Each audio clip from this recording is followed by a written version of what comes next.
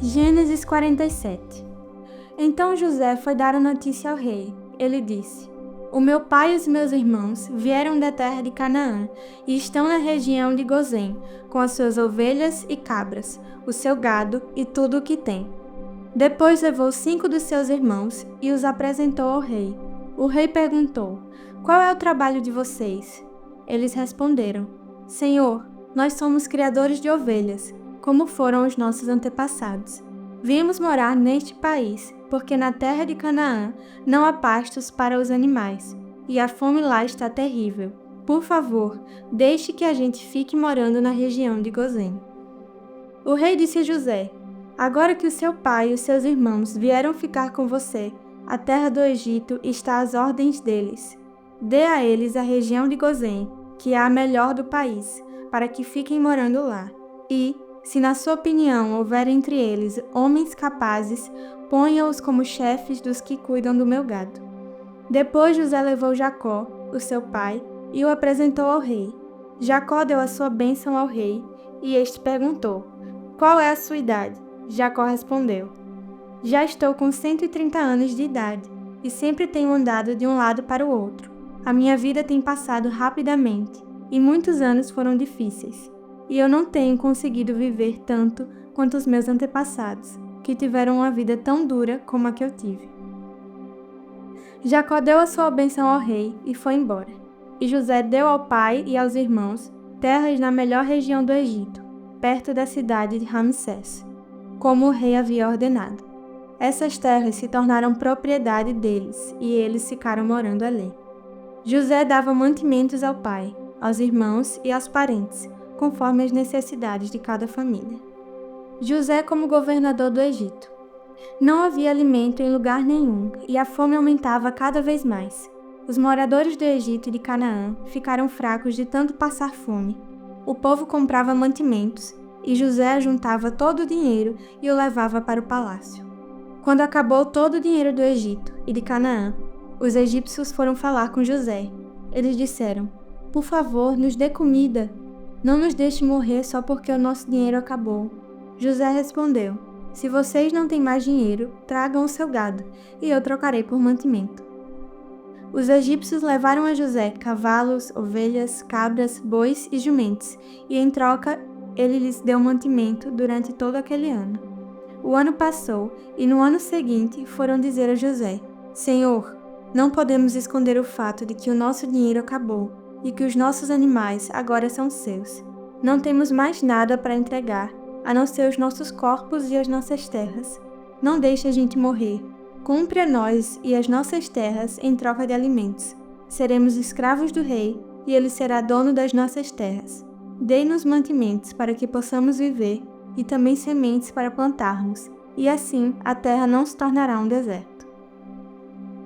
Então José comprou todas as terras do Egito para o rei.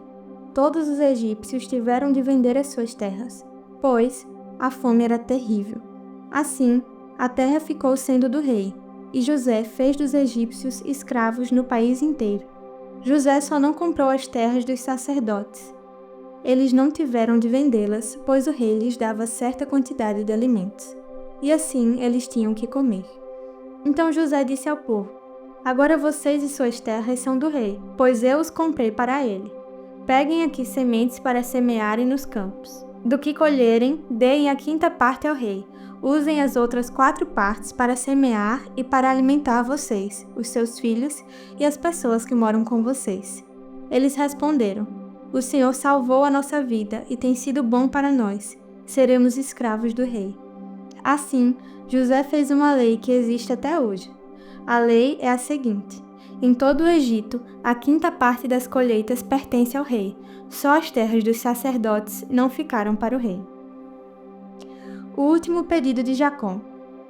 Os israelitas ficaram vivendo no Egito, na região de Gozém, onde compraram terras e tiveram muitos filhos. Jacó viveu 17 anos no Egito, chegando à idade de 147 anos. Quando sentiu que ia morrer, Jacó mandou chamar o seu filho José e disse: Se lhe posso pedir um favor, põe a mão por baixo da minha coxa e jure que será fiel e honesto comigo nisto que vou pedir.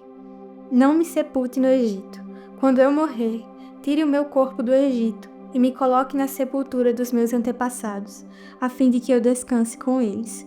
José respondeu: Eu farei o que o Senhor está pedindo. Então jure, disse Jacó. José jurou, e aí Jacó se inclinou sobre a cabeceira da cama e orou. Salmos 37. O fim dos maus e o fim dos bons. Não se aborreça por causa dos maus, nem tenha inveja dos que praticam o mal, pois eles vão desaparecer logo como a erva que seca. Eles morrerão como as plantas que murcham. Confie em Deus, o Senhor, e faça o bem, e assim more com toda a segurança na terra prometida. Que a sua felicidade esteja no Senhor, e Ele lhe dará o que o seu coração deseja. Ponha a sua vida nas mãos do Senhor, confie nele e Ele o ajudará. Ele fará com que a sua honestidade seja como a luz, que a justiça da sua causa brilhe como o sol do meio-dia. Não se irrite por causa dos que vencem na vida, nem tenha inveja dos que conseguem realizar os seus planos de maldade. Tenha paciência, pois o Senhor Deus cuidará disso. Não fique com raiva, não fique furioso, não se aborreça, pois isso será pior para você. Aqueles que confiam em Deus, o Senhor, viverão em segurança na terra prometida, porém os maus serão destruídos. Dentro de pouco tempo, os maus desaparecerão. Você poderá procurá-los, porém não os encontrará. Mas os humildes viverão em segurança na terra prometida e terão alegria, prosperidade e paz. Os maus fazem planos contra os bons e olham com ódio para eles. O Senhor ri dos maus porque sabe que o dia deles está chegando. Os maus puxam da espada e curvam os seus arcos para matar os pobres e os necessitados e para assassinarem os que são honestos. Mas os maus serão mortos pelas suas próprias espadas e os seus arcos serão quebrados. É melhor o pouco que os bons têm do que as riquezas de muitos maus. Pois o poder dos maus acabará, mas o Senhor protege os bons.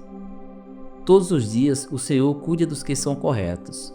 A terra prometida será deles para sempre. Quando os tempos forem difíceis, eles não sofrerão e terão que comer em tempos de fome. Porém, os maus morrerão. Os inimigos de Deus, o Senhor, desaparecerão como as flores do campo, sumirão como a fumaça. Os maus pedem emprestados e não pagam, mas os bons são generosos em dar. Aqueles que são abençoados por Deus viverão em segurança na terra prometida, mas os que ele amaldiçoa serão destruídos. O Senhor nos guia no caminho em que devemos andar e protege aqueles cuja vida é agradável a Ele. Se eles caírem, não ficarão cair, porque o Senhor ajudará a se levantarem. Fui moço e agora sou velho. Nunca vi um homem bom abandonado por Deus, nunca vi os seus filhos mendigando comida. Ele sempre é generoso em dar e emprestar, e os seus filhos são uma bênção. Afaste-se do mal e faça o bem, e você sempre morará na terra prometida. Pois o Senhor ama aquilo que é direito e certo, e não abandona os seus servos fiéis. Ele sempre protege o seu povo, mas os descendentes dos maus serão destruídos. Os bons possuirão a terra prometida e sempre morarão nela. Eles dizem coisas sábias e sempre falam que é direito e certo. Guardam no coração a lei do seu Deus e nunca se afastam dela. Os maus espiam os bons e procuram matá-los. Porém o Senhor Deus não abandonará os bons nas mãos do inimigo. E quando forem julgados, não deixará que sejam condenados. Ponham a sua esperança no Senhor e obedeçam aos seus mandamentos. Ele lhes dará a honra de possuírem a terra prometida, e vocês verão os maus serem destruídos. Vi um homem mau, o dominador cruel, que era grandioso, como um cedro dos montes Líbanos. Porém, Um dia passei por ali, e ele já havia desaparecido. Eu procurei, porém não pude encontrá-lo. Preste atenção nos bons e observem os honestos, e você verá que as pessoas que amam a paz deixam descendentes, mas os que desobedecem às leis de Deus serão completamente destruídos, e os seus descendentes desaparecerão. O Senhor Deus salva do perigo os que são bons e os protege em tempos de aflição. O Senhor os ajuda e livra, e porque eles procuram a sua proteção, ele os salva dos maus. Hebreus 2. A grande salvação. Por isso devemos prestar mais atenção nas verdades que temos ouvido, para não nos desviarmos delas. Não há dúvida de que a mensagem que foi dada por meio dos anjos é verdadeira, e aqueles que não a seguiram nem foram obedientes a ela receberam o castigo que mereciam. Sendo assim, como é que nós escaparemos do castigo se desprezarmos uma salvação tão grande? Primeiro, o próprio Senhor Jesus anunciou essa salvação, e depois, aqueles que a ouviram nos provaram que ela é verdadeira. Ao mesmo tempo, por meio de sinais de poder, maravilhas e muitos tipos de milagres, Deus confirmou o testemunho deles e, de acordo com a sua vontade, distribuiu também os dons do Espírito Santo. Jesus Cristo, o Salvador. Pois Deus não deu aos anjos o poder de governar o mundo novo que está por vir, o mundo do qual estamos falando. Pelo contrário, em alguma parte das Escrituras Sagradas alguém afirma: que é o simples ser humano, ó Deus, para que penses nele? Que é o ser mortal para que te preocupes com ele? Tu o colocastes por pouco tempo em posição inferior à dos anjos. Tu lhe deste a glória e a honra de um rei, e puseste todas as coisas debaixo do domínio dele. Quando se diz que Deus pôs todas as coisas debaixo do domínio dele, isso quer dizer que nada ficou de fora. Porém, não vemos o ser humano governando hoje todas as coisas. Mas nós vemos Jesus fazendo isso. Por um pouco de tempo, ele foi colocado em posição inferior à dos anjos, para que, pela graça de Deus, ele morresse por todas as pessoas. Agora nós o vemos coroado de glória e de honra por causa da morte que ele sofreu. Pois Deus, que cria e sustenta todas as coisas, fez o que era apropriado e tornou Jesus perfeito por meio do sofrimento. Deus fez isso a fim de que muitos, isto é, os seus filhos, tomassem parte na glória de Jesus, pois é Jesus quem os guia para a salvação. Jesus purifica as pessoas dos seus pecados, e todos, tanto ele como os que são purificados, têm o mesmo Pai. É por isso que Jesus não se envergonha de chamá-los de irmãos. Como ele diz: ó Deus, eu falarei a respeito de ti aos meus irmãos e te louvarei na reunião do povo. Diz também: eu confiarei nele.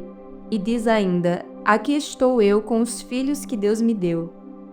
Os filhos, como ele os chama, são pessoas de carne e sangue. E por isso o próprio Jesus se tornou igual a eles, tomando parte da natureza humana deles. Ele fez isso para que, por meio da sua morte, pudesse destruir o diabo, que tem poder sobre a morte, e também para libertar os que foram escravos toda a sua vida por causa do medo da morte. É claro que ele não veio para ajudar os anjos. Em vez disso, como diz as Escrituras, ele ajuda os descendentes de Abraão. Isso quer dizer que foi preciso que Jesus se tornasse em tudo igual aos seus irmãos, a fim de ser o grande sacerdote deles, bondoso e fiel no seu serviço a Deus, para que os pecados do povo fossem perdoados. E agora Jesus pode ajudar os que são tentados, pois ele mesmo foi tentado e sofreu.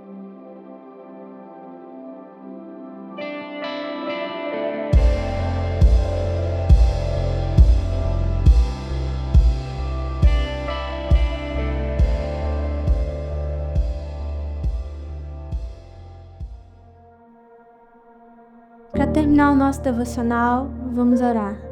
Senhor Jesus, nós te agradecemos por tudo que tens feito por nós. Nós te pedimos que nesse dia o Senhor nos guie a fazer aquilo que é de acordo com o desejo do teu coração, que nós sejamos obedientes ao Senhor e que tua palavra seja viva em nós, Pai. que nós possamos pregar o Teu Evangelho pela forma que nós caminhamos e vivemos e somos obedientes ao Senhor. Nós te agradecemos porque o Senhor tem sido fiel em todo o tempo e porque todas as suas palavras se cumprirão, porque o Senhor é sempre fiel e nunca nos abandona. É assim que eu lhe oro e lhe agradeço. Em nome de Jesus. Amém.